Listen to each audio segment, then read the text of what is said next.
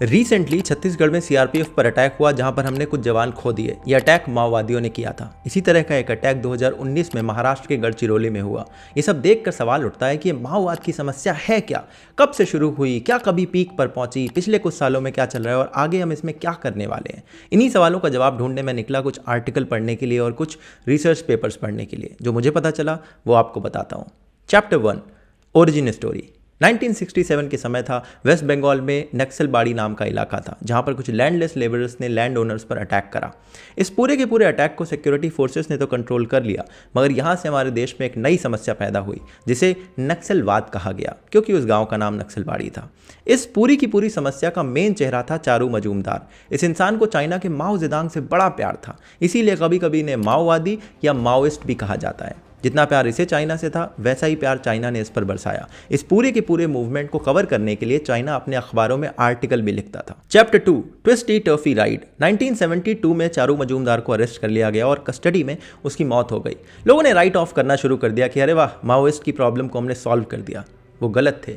एक तरफ चारू मजूमदार अरेस्ट हुआ, वहीं दूसरी तरफ छोटे छोटे ग्रुप पनप रहे थे देश के अलग अलग राज्यों में। इन्हीं में से एक ग्रुप था पीपल्स वॉर ग्रुप, जो कि आंध्र प्रदेश में बनाया गया। इसने उत्पात मचाना शुरू कर दिया। 1990s में सिक्योरिटी फोर्सेस ने इस पर भी कुछ लगाम लगाई। फिर से उन्हें लगा कि हमने इस प्रॉब्लम को सॉल्व कर लिया है। वो फिर गलत थे, क्योंकि 2004 में देश के ऐसे 40 माओवादी ग्रुप्स ने मिलकर एक पार्टी बनाई। इसका नाम रखा गया communist party of India, Maoist. ध्यान रखिए, ये communist party of India Marxist, जिसे सीपीआईएम कहते हैं, उससे अलग है। ये माओइस्ट वाला ग्रुप देश में बैंड है। Chapter 3, peak position. इस समय तक ये लोग देश के अलग अलग 200 डिस्ट्रिक्ट्स में पहुंच चुके थे। 2006 में तो देश के प्रधानमंत्री को ये कहना पड़ा कि देश के अंदर अगर सबसे बड़ा सिक्योरिटी थ्रेट कोई है तो वो है माओइस्ट की प्रॉब्लम। इस समय तक माओइस्ट के पास 10,000 से ज़्यादा लड़ाके थे, जिनके पास AK-47 से लेकर रॉकेट लॉन्चर्स तक अवेलेबल थे। इन्हें पैसा कहाँ से आ रहा था, ये गन्स कौन प्रोवाइड कर रहा था, ये देश की सरकारें कंट्रोल नहीं कर पाईं। 2010 में तो इन्होंने एक बहुत बड़ा अटैक करा दंतेवाड़ा में, छत्तीसगढ़ में, जहाँ पर 76 सोल्जर्स की डेथ हुई। 2013 में इन्होंने टॉप कांग्रेस लीडर्स को मौत के घाट उतार दिया था और इतना बड़ा प्रकोप इनका हो चुका था कि अब लगने लगा था कि इन्हें कंट्रोल कैसे किया जाएगा। Chapter 4, the decline. अगर आप 2014 के बाद से देखें तो लगातार, चाहे नंबर ऑफ अटैक्स हो या कैजुअलिटी हो या फिर हमारे सिक्योरिटी फोर्सेस की डेथ हो, लगातार हर एक चीज़ माओवादियों के रेफरेंस में डिक्लाइन होती जा रही है। सिर्फ 2014 से 2018 के बीच में तकरीबन 8,000 माओवादियों को सरेंडर करवाया गया है और उतने ही हमने गिरफ्तार करे हैं या मौत के घाट उतारे हैं।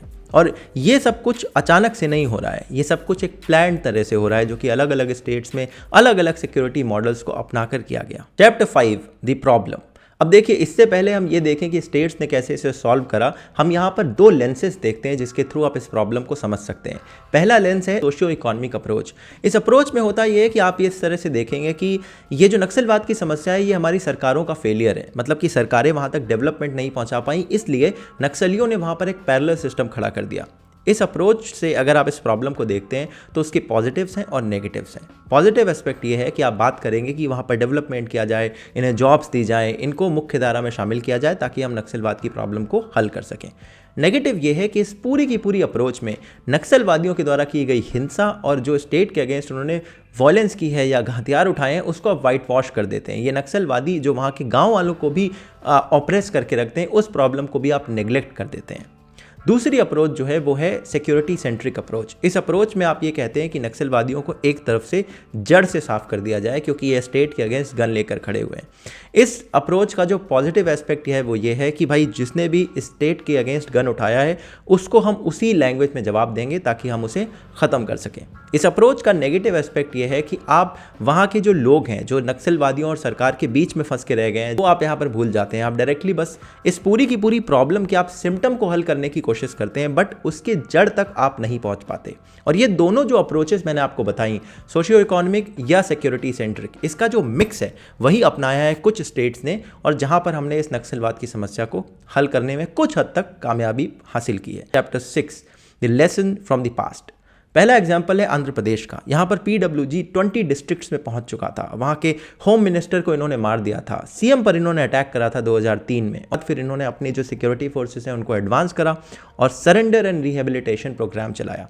सिक्योरिटी फोर्सेस स्ट्रॉन्ग करने से इन्होंने जो वहाँ पर नक्सलवादी थे उन पर हमला करा, और सरेंडर एंड रिहेबिलिटेशन के जरिए जो लोगों को मुख्यधारा में शामिल कर सकते थे उन्हें शामिल करा। दूसरा है छत्तीसगढ़। एट पीक अगर आप देखें, यहाँ पर 27 में से 18 डिस्ट्रिक्ट्स में नक्सलवाद की प्रॉब्लम थी। 40,000 स्क्वायर किलोमीटर का एरिया जो बस्तर का है 80s के टाइम पर वो नक्सलवादियों की पकड़ में था।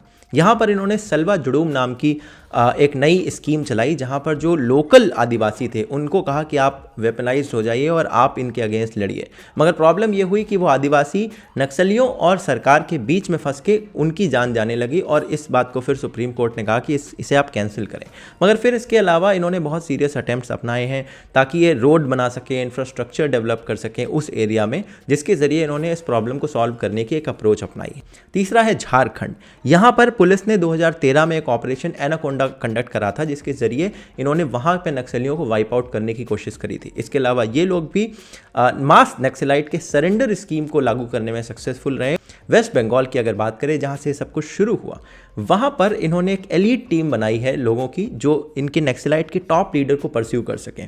ये सरेंडर और रिहेबिलिटेशन के पैकेजेस भी चलाते हैं, और लोगों के अंदर पब्लिक में कॉन्फिडेंस इन्वोक करने की कोशिश की इन्होंने कि भाई हम आपके साथ हैं, नक्सलियों से आपको डरने की ज़रूरत नहीं है। और इसके ज़रिए 2010 में अगर देखें तो यहाँ पर 425 नक्सलाइट अटैक हुए थे और 2018 में 0। Chapter 7 the central governments approach. अगर आप सेंट्रल गवर्नमेंट में देखें तो मिनिस्ट्री ऑफ होम अफेयर्स के अंदर एक लेफ्ट विंग एक्सट्रीमिज्म का डिवीजन है, और इस पूरे के पूरे डिवीजन का आप देखेंगे तो आपको ऑर्ग स्ट्रक्चर मिल जाएगा, इनकी अप्रोच मिल जाएगी।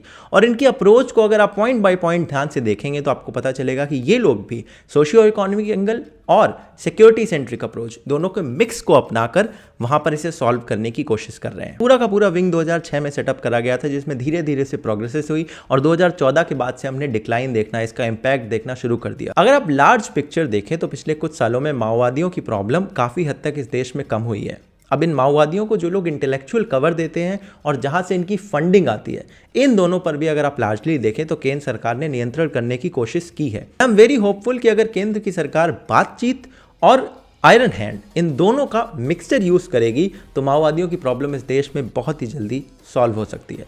लेट मी नो कि आप इसके बारे में क्या सोचते हैं। ये जितना कुछ भी मैंने पढ़ा मैंने आपको बता दिया। If you like it, like this video, share it with your friends, subscribe for more. I'll see you soon in another video. Till then, take care of yourself. Jai Hind, Vande Mataram.